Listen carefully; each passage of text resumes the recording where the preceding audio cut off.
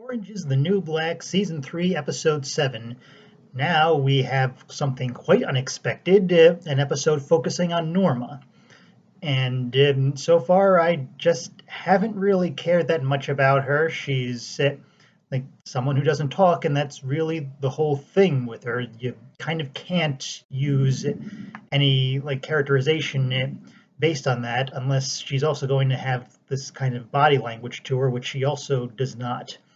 But here we find out this whole thing about how she was in a cult and was one of several wives of the leader. And the reason she doesn't talk is she actually has a very bad stutter.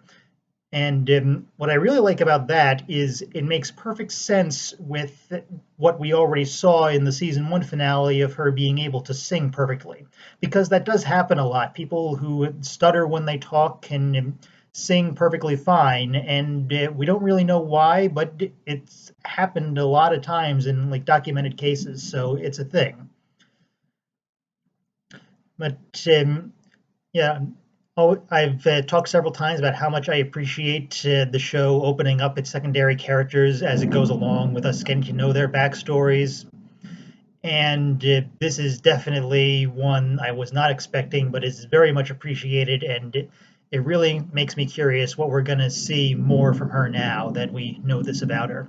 Because the episode ends with like Red having this Pyrrhic victory where she gets the kitchen back, and I kind of think they could have done a little more of having her working under Gloria and like the other Hispanic prisoners. But whatever, I'm sure they have something else good planned for that because now she is in charge again, but the prison as corporate bosses are putting in this whole system of pre-packaged meals, so she really has no authority in there. It's just like throwing them in the microwave. And as someone who has like been using Blue Apron for a while, that did really hurt me. Like it is very gratifying to be able to cook well and to suddenly have that taken away and forced to like just use a bunch of microwavable stuff. That is like a really bad feeling. So I felt for her there. And of course, it's Kate Mulgrew, so I'm going to feel for her no matter what. And we also, of course, have more from Piper.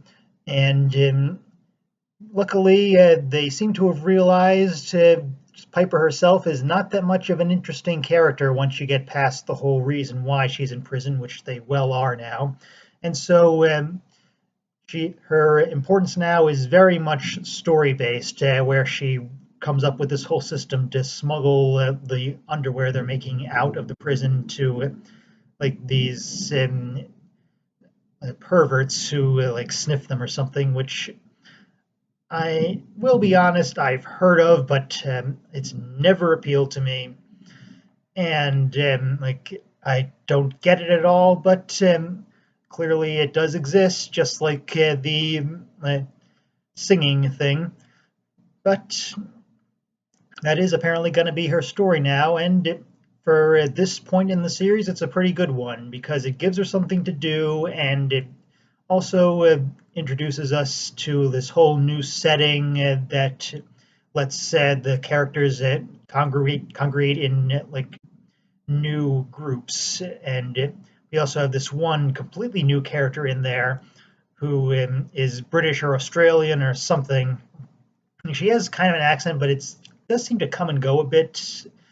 So I'm very interested in her backstory to just have that cleared up, where exactly she's from.